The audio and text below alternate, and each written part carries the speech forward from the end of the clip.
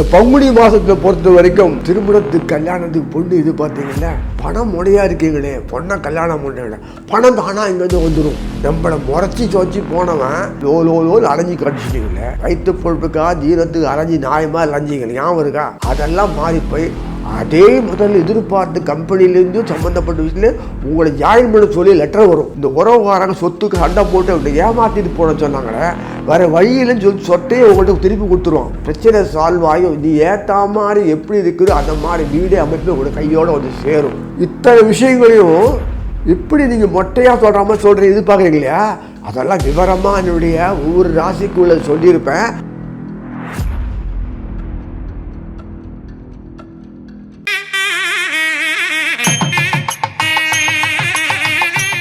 அன்பார்ந்த கடவுளொருட்டி நேயர்களுக்கு கிருஷ்ணன் ராஜகோபாலன் காலை வணக்கத்தை தெரிவித்துக் கொள்கிறேன். பங்குனி மாதம் விஸ்வாவசு வருஷம், அதாவது கிரகநிலை எப்படி இருக்கும் பார்க்கணும். நமக்கு சாதகமாக தான் இருக்குது. மார்ச் 15 ஏப்ரல் 13 வரை உள்ள காலம் தான் பங்குனி மாதம்.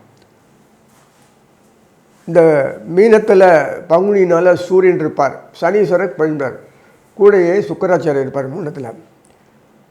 அந்த மிதுனத்தில் குரு இருப்பார், வக்கரம் முறிவும் மாதம் பங்குனி 3ஆம் தேதி முடிஞ்சிடும். அந்த கும்பத்தில் பார்த்தோன்னா செவ்வாய் சனி ராகு இருப்பாங்க. அதே சிம்மத்தில் கேது இருப்பார், கேது நேர மிதுன குருவை பார்த்துட்டு இருப்பார். இதெல்லாம் மொத்தம் பிளாக் ஆகிருக்கும் எல்லாமே. செவ்வாய் புதன் சேர்ந்து ஒன்றா இருக்காங்களே கேட்காதீங்க, ராகு கூட இருக்கும். அதனால் இந்த ஒரு அமைப்பு ஏன் வச்சுருக்கேன்னா, கட்டுப்பாடு இல்லாத வரமுறை இல்லாத போயிடுச்சு சமுதாயத்தில், உலகம் எங்குமே. அதனால் இது மையமாக கொண்டு இந்த பூமியை கொண்டு தான் இந்த அஸ்ட்ராலஜி பண்ணிருக்கு. இந்த பகவான் இங்கே இருக்கிறதுனால எதுக்கு சொல்கிறேன்னா, நம்ம ஊரில் ஒன்றும் வராது, இப்படியே ஓட்டின்னு இருக்கும். சினிமாவில் வரக்கூடிய ட்ராமா கீ மாதிரி போயின்னு இருக்கோம். அவ்வளோதான். நமக்கு ஒரு 3 வேளை திங்கலாம், நல்லா தூங்கலாம், உழைக்கலாம், நமக்கு சௌரியமான வேலை கிடைக்கும். இப்படி தான் இந்த மாதிரி அமைப்பில் இருக்கும்போது செவ்வாய் எப்படா போகிறேன் பார்த்துட்டு இருக்காரு மேலே விட்டு. அந்த செவ்வாய் பின்னாடி போவார். அதுக்கு பிறகு புதன் ஒரு 5 நாள் இல்லை 5 நாள் தான் கேப்பு, 5 டேஸ் கேப் விட்டு புதனும் போயிடுவார். அதுக்கு முன்னாடி சுக்கராச்சாரியர் அங்கேருந்து செவ்வாய் போகிறதுக்கு முன்னாடி அங்கேருந்து நேராக மேஷத்துக்கு போயிடுவார். இதுதான் ட்ராமா. அதிகமாக இடைவெளி இல்லாத குயிக் மூமெண்ட்டு. அது இருக்கும்போது இந்த புதனும் இந்த மீன புதனும் மிதுன குருவும் ராசி பரிந்து பண்ணிப்பாங்க. இந்த சனீஸ்வரர் போய் அது குருவனுடைய பார்வை கிடைக்காது. நம்ம இதில் தான் இருக்கார். இந்த புதனும் குருவும் ராசி பரிந்து பண்ணி அதுலேருந்து வரக்கூடிய கிடைக்கும். சூரியன் சனி, சூரியன் புதன், சூரியன் சுக்கரன் இப்படிலாம் வந்திருக்கு. அதனால் ஒரு பிரச்சனையும் இல்லை. பின்னாடி சூரியன் செவ்வாய் மீனத்தில் எல்லாம் நடக்கும். இந்த மாதிரி யோகங்கள் கொடுத்துட்டே இருப்பாங்க. ஏன்னா அவருக்கு பிடிச்சி போச்சு கொடுக்குறாரு, அவ்வளோதான். இனி ஒவ்வொரு ராசியாக பார்ப்போம். அன்பார்ந்த தனுசு ராசி நேயர்களே, இந்த பங்குனி மாதம் மார்ச் பின்பகுதி ஏப்ரல் முற்பகுதி, அதாவது பயிர் விளைஞ்சதுன்னா அந்த விளைச்சல் நன்னா வரணும். ஏதோ விளைச்சல் வந்திருக்கு, போட்ட பணத்தை முதலீடுக்கு தந்தால் வரல அப்படின்னு நினச்சிட்டு இருந்தால் இப்படியே போயிட்டு இருக்க வேண்டிய காலம். மகசூல் 100 மடங்கு 10 மடங்கு 20 மடங்கு 30 மடங்கு 50 மடங்கு கூட வரக்கூடிய இந்த மாதம் வேளாண்மை விவசாயிகள் சொல்கிறேன் வேளாண்மைக்கு. அதனால் விவசாயத்தை இதுவரை நஷ்டத்தையே பார்த்த நீங்கள் இனிமேல் எப்படி பணம் முதலை சம்பாதிக்கணும், குடும்பத்தை இருக்கணும், பண்ணணும், 1க்கு 4 மடங்கு இது வியாபாரமாக ஆக்கணுன்றதை தென்மையாக இனிமையாக புரிஞ்சுக்கோங்க. அப்படியே தூக்கி மகசூலை தூக்கி வேற ஆளை கொடுத்துட்டு குத்தை ஒட்டினோட எத்தனையோ பழையபடி இப்படி வாங்கிட்டு இருந்தீங்கன்னா இன்ட்ரெஸ்ட் வராது. ஏதோ வழக்கம் போல் பார்ங்க. அதில் நிறைய வலைப்போல் நிறைய போட்டோ எதிர்பார்த்தவங்களுக்கு மேலே வந்ததுன்னு வச்சுக்கோங்க உங்களுக்கு குவாலிட்டியோட. அப்புறம் நீங்கள் வியாபாரம் பண்ணுறதுல அங்கே கொடிக்கட்டி பறப்பீங்க. அந்த அதில் கவனத்தோடு செயல்படுவீங்க, நஷ்டமே வராது. விவசாயத்தில் நஷ்டம் வருதுன்றது அதில் நம்மளுடைய இயலாமை தான். பாரம்பரியத்தில் நஷ்டம் வராத பண்ணுவாங்க. 1 போகம் 2 போகம் 3 போகம் போடக்கூடிய அளவுக்கு இருந்தது. 1 போகத்திலே ஏகப்பட்ட ரூபாய் இன்வெஸ்ட் பண்ணி ஏமாந்து போய் இத்தனை ரூபா செலவு கேட்டது, டாக்டருக்கு இவ்வளோ ரூபா கொடுத்து செலவு வச்சு இன்னும் 4 மடங்கு நாசமாக்குற மாதிரி கடனாகி நாசம் போய் நொந்து போய் மாட்ட வழி அப்படியா? இயற்கையை பொய்த்து தான் இங்கே அது இல்லை, நல்லா இருக்குது. ஏன் அப்படி? நமக்கு அனுகூலமாக வழிமுறைகள் தெரியல, அந்த மூளை அப்ளை பண்ண மாட்டேங்குது, அந்த அறிவு நுண்ணறிவு செயல்படுவது பாரம்பரியத்தில் வரும்போது அது கலந்த முறைப்படி செய்யக்கூடிய அமைப்பு பண்ணிக்கணும். விவசாயி குடும்பத்தை ஒருத்தன்னா இருப்பானா? ஏன் டீம் உங்கள் உறவு எல்லாம் மொத்தமாக இல்லை, யாருக்கு ஷேர் பண்ணிக்கிறது? நான் முன்னாடியே சொல்லியிருக்கேன், ப்ராப்பர்ட்டி வந்து தாத்தங்காலத்தில் பேர் தான் இருக்கும், யாரை பற்றி கவலைப்பட மாட்டாங்க. அந்த குடும்பத்தோடு இருந்து அண்ணா பண்ணி எப்படி பண்ணாங்க அதெல்லாம் போச்சு. அவங்களே எல்லாமே டிஸ்ட்ரிபியூட்டர், விநியோகம், ஹோல்சேல், மொத்தம் கோடவுன்னு, கீப்பரு, டிரான்ஸ்போர்ட்டேஷன், லாஜிஸ்டிக் சர்வீஸு, இந்த இன்டர்நேஷ்னல் லெவல் வரைக்கும் போகிற அளவுக்கு அதை மற்ற நாடுகளுக்கு வியாபாரம் பண்ணுறது கொள்வது என்னென்ன உண்டோ அதான் படிப்புங்க. புக்கை படிச்சுட்டு வேலைக்கு போய் சம்பளம் வாங்கி படிப்பு இல்லை, அது வந்து ஜீவனத்துக்கு. ஜீவனம் தான் இந்த கொடுக்க போகிறது. இந்த அறிவு தெரிஞ்சுக்கணும், பிளட்டிலே வரும் அந்த அறிவு. இந்த உலகத்தளவு சாதிக்க போகிறவங்க நீங்கள் இப்படி மூளையில் போய் உட்காந்துருக்கிறது பெரிய தப்பு. இடிஞ்சு போயிட்டு விற்றுட்டு ஏதோ ஏன்ட்ட ரியல் எஸ்டேட் விற்றுட்டு அதை போட்டு பொருளாக்கி வேஸ்ட்டு. அவன் வந்து மால் வைக்கிறவங்க இடத்த மொத்தமாக கான்ட்ராக்ட் வாங்கி மொத்தமாக அவன் சொல்கிறபடி உங்களை வேலைக்கு வச்சு உங்களை அடிமையாக்கி வேலைக்கு வச்சு அதை சம்பாதிச்சு துருண்டு கொடுத்து பின்னாடி அவன் கொட்டை அவனால் வந்து எப்படி முடியுறது முதலீடு? ஏன் அந்த உங்களுக்கு அந்த அறிவு வரல? நான் இது முன்னாடியே பல தடவை சொல்லியிருக்கேன். இப்போ உங்களுக்கு ரிசல்ட் ஓரியன்டாக ஆட்டோமேட்டிக்காக அந்த தனுசு ராசி நேரனுக்கு பொறுத்த வரைக்கும் எப்படி கிடைக்குதுன்னு பார்க்கும்போது உங்களுக்கு சம்மந்தப்பட்ட விஷயத்தில் குருவே உட்காந்துட்டார், தலைவரே அங்கே உட்காந்துட்டார். வக்கரம் முடிஞ்சு போச்சு, மறுபடியும் பழையபடி பலம். புதன் வீட்டில் புரிஞ்சுங்களா? வியாபாரி வீட்டில் நான் உழைக்கவும் உங்களுக்கு உதவி செய்யும் தயாராக இருக்கேன், ஆனால் நானே வியாபாரி ஆக முடியாது, நான் படைக்க தான் முடியும், அதை நீ மற்றவங்களுக்கு கொடுக்க நீ தான் பண்ணணும், எனக்கு தெரியாது அப்படின்னு உட்கார்ந்த குரு கடத்தத்தோடு உட்கார்ந்துட்டு அவரை அங்கே மீனத்தில் உட்கார வச்சுட்டு சுகத்தில் உட்காந்து பார்த்து இது ஆசீர்வாதம் பண்ணிக்கிறது. அங்கே கேந்திரத்தை சூரியனுக்கு கேந்திரத்துக்கு வந்து பாக்யாவதி கொண்டு சுகஸ்தானில் உட்கார வச்சு ஷேர் பண்ணி சூரியனை உட்கார வச்சு அங்கேருந்து யோகங்கள் ஆங்கிள் எப்படி சேட்டலைட் வச்சு அங்கங்கேயோ வச்சுட்டு அங்கேருந்து தொடர்புட்டு அப்படியே ஃபோக்கஸ் பண்ணி உட்கார்ந்த இடத்துலேயே நாசம் பண்ணுறாங்க இல்லையா? உழவு பார்த்து நாசம் பண்ணி அடிக்கி தொசுக்க தரமட்டமாக ஆகிறாங்கல்ல, அது எப்படி முடியுமோ அதே மாதிரி இதுவும் முடியும். ஆக்கப்பூர்வமான சக்திக்கு முடியும்னு காமிக்கிறார் குரு. அங்கே உட்கார்ந்த குரு அக்கறை முடிஞ்சு போயிட்டு இன்னும் 3 மாதம் அங்கே தான் இருப்பார். ரிஷபம் இந்த வைகாசி மாதம் தான் போகிறார், கடைசியில் போவார். அது வரைக்கும் அங்கே தான் இருப்பார். புதுசு இந்த பங்குனி முடிஞ்சு பாராபாபா வருஷத்தில் அறிவிப்பு அங்கே அது வரைக்கும் அங்கே தான் இருப்பார். அதனால் இதை அந்த சமயத்தில் இந்த சூரியன் உட்கார்ந்துருக்கும்போது பாக்யாதிபதி கரெக்டாக 4ஆம் வீட்டில் சுகஸ்தானத்தில் உட்காந்து 4ஆம் வீட்டில் எல்லாம் மேலே டெவலப்மெண்ட் ஆக்டிவிட்டீஸு மேல் படிப்புன்றாங்களே. இந்த மேல் படிப்பு இந்த புக்கை படிப்பு படிச்சுட்டு உடனே கூலி சம்பாதி போகிறது தான் அது படிப்பு இல்லை உண்மையிலேயே. அது ஜீவனத்துக்கு கொடுக்குறது வாஸ்தவமான விஷயந்தான். இந்த இயற்கையாக தொழில் படிப்பு சம்மந்தப்பட்ட விஷயங்கள்லாம் உனக்கு அறிவு ஞானத்தை கொடுத்து தொழில் துறையிலேயே மற்ற துறையில் இம்ப்ரூவ் பண்ணணும். உழவு இந்த அதுதான் வாழ்க்கை. நானும் வாழ மற்றவனும் வாழ அது வந்து காசு பணம் மட்டுமில்லை, சாப்பிட்றது ஆகாரம் போக அனுபவிக்கிறது எல்லா விஷயத்திலும் கொடுக்கக்கூடியது தான் அந்த 4ஆம் வீட்டு சம்மந்தப்பட்டது. மாமா வீட்டு வழி மாமா வழி அம்மாவுக்கு தான் அதிகமாக ஹெல்ப் பண்ணுவாங்க. அவனுக்கு தான் பொறுப்பு ஜாஸ்தி, மாமாவுக்கு தான் எல்லாம் பொறுப்பு. தெரியல நம்ம சம்பிரதாயத்தில் எவ்வளோ இயற்கையான அமைப்பு பாருங்க. அதனால் இவ்வளோ விஷயம் இருக்குது.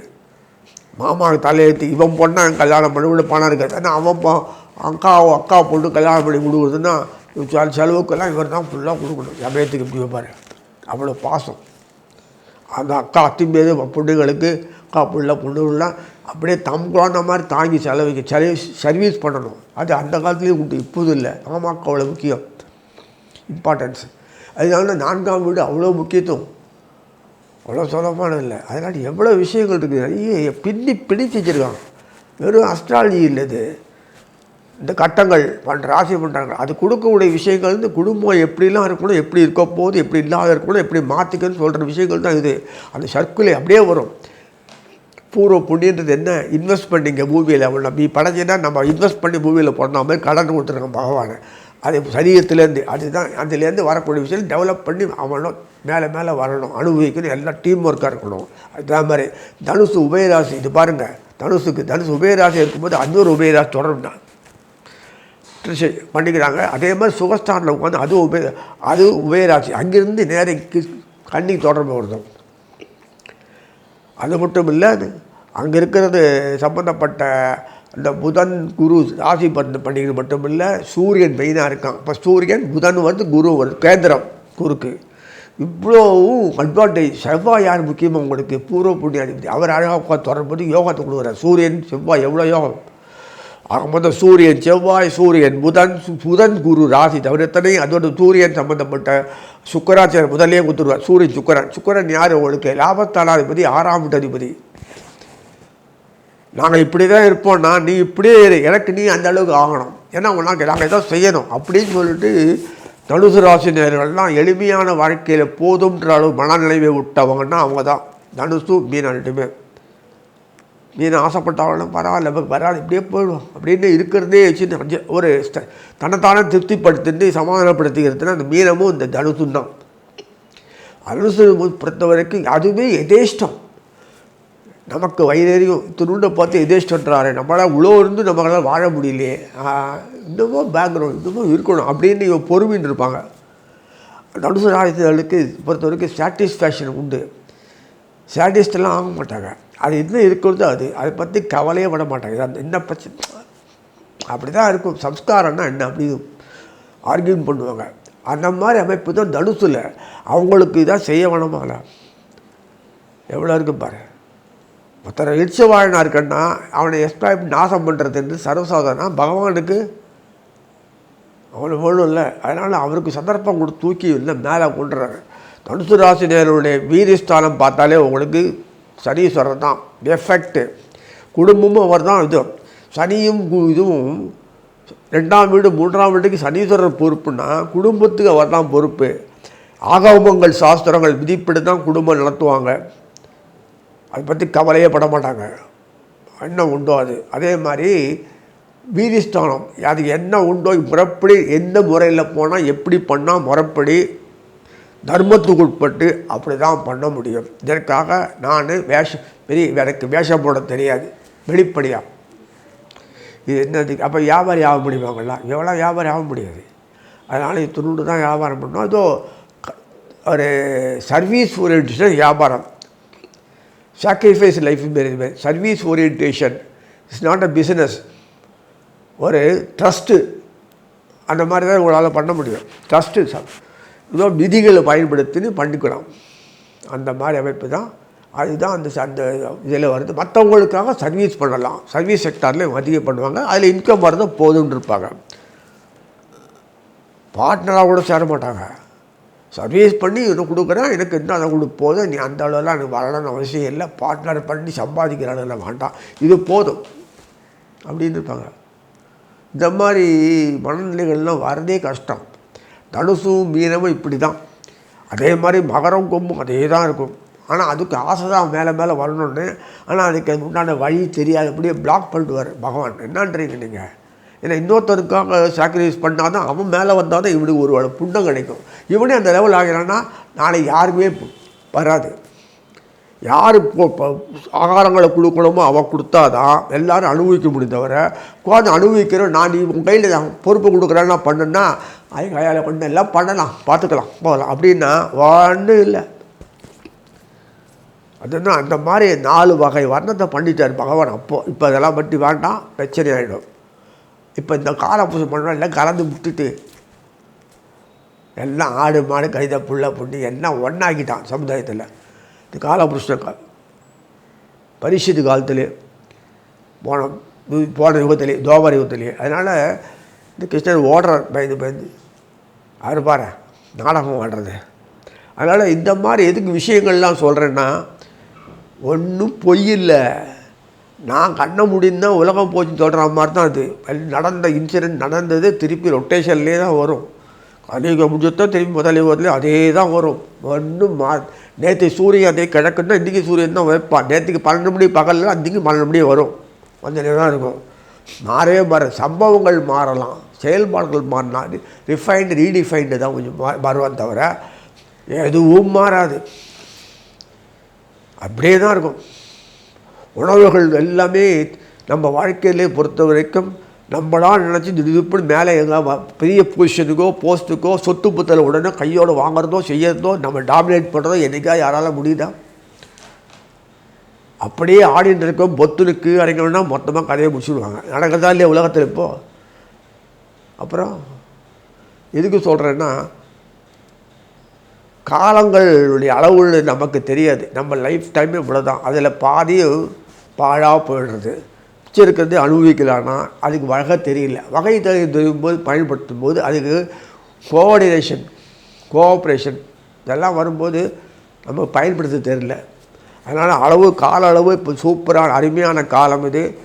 இந்த சம்பந்தப்பட்ட விஷயத்தில் உங்கள் வாழ்க்கை திறமை தானாக மாறிதான் பரிதாபப்பட்டு உங்களுக்கு யாரும் கொடுக்க மாட்டாங்க. ஆப்பர்ச்சுனிட்டி பயன்படுத்திட்டு இருந்தானா நீங்கள் பெரிய ஆளானால் அதோடு ஓரளவுக்கு பெரிய லெவல் மேலே போகலாம். காரணம் அமைப்பில் தகுந்த மாதிரி ராசி அதிபரையே பண்ணி விடுகிறார். அவர் தான் கொடுக்கணும் எல்லாருக்குமே, யாருக்குமே அவர் தான் கொடுக்கணும். ஆனால் தன் பங்கு வரும்போது என்ன உண்டோ அதான் கொடுத்தான்னா எப்படி நம்ம மேலே வர முடியும்? அப்படியே அதே ஸ்ட்ராட்டஜி அதே லெவலில் இருந்து வாழ்க்கையில் போனால் என்ன அர்த்தம்? அடுத்த ஸ்டேஜ் பெரிய ஸ்டேஜ் வர வேணாமா? இன்றைக்கி நான் வெறும் 10,000 சம்பளம் கொடுத்துறேன், இன்கம் வருதுன்னா அதிலே கொடுத்துட பண்ணேன்னா அதுக்கு மேலே வரத்துக்கு உண்டான சோர்ஸுக்கு கொடுத்தா கூட வேண்டாம், நான் இப்படி தான் இருப்பேன்னு சொன்னால் என்ன அர்த்தம்? எப்படி அதுக்காக உனக்காக செலவுலாம் குறைச்சி வருமா? காஸ்ட் ஆஃப் லிவிங் குறையுமா? உனக்காக யாராவது தானம் பண்ணுவாங்களா? பரிதாபம். அதனால் இந்த புத்திசாலத்தை பயன்படுத்தி டாக்டிஸ் ஒப்புறதுக்கு தகுந்த மாதிரி ஆக்டிவேட் பண்ணுறதுக்கு புதனே வாலண்டராக பண்ணுறார். கடத்தலம் சுக்கராச்சாரியர் பண்ணார். புதனுடைய தொடர்னால் சுக்கராச்சாரியர் நன்னா பண்ணுறாரு. நான் இவருக்கும் அந்த கருத்து வேற்றுமையை பாடம். சுக்கரனுக்கும் குருவுக்கும் எப்போதுமே அந்த குருவும் வரப்போகிற வருஷத்தில் குருவும் சுக்கரனும் ஒன்றா உட்காந்து கடகத்தில். இந்த பாருங்களேன், கடகத்தில் குரு பேச்சாலும் நான் கடவுளை வந்தோடனே சுக்கராச்சாரியர் செவ்வாய் எல்லாம் இந்த வருஷம் ராஜா ஆகிடுவார். அவரே இவருடைய பெருமைப்படுத்தணுன்றதுக்காக வேண்டி இவருடைய தன்னிகரற்ற செயல்பாடுக்காகவே குருவை கொண்டு கடகத்தில் பேர்ந்த உடனே அவர் ராஜா மரியாதை பண்ணுறவாங்க. பராபவத்தில் அவர் தான் ராஜா. சனீஸ்வரருக்கு உள்ள மரியாதை நிறைய கொடுப்பார். தோஷத்தெல்லாம் போக்கி அவருக்கு எல்லாம் கொடுப்பார். தனக்கு வரதவங்களும் சனீஸ்வரன் கொடுப்பார். சனீஸ்வரன் அவர் 2ஆம் வீடு 3ஆம் வீடு மட்டும் சம்பந்தப்பட்டவர். அதனால் அப்பேற்பட்டவருக்கு கொடுக்குறாரு.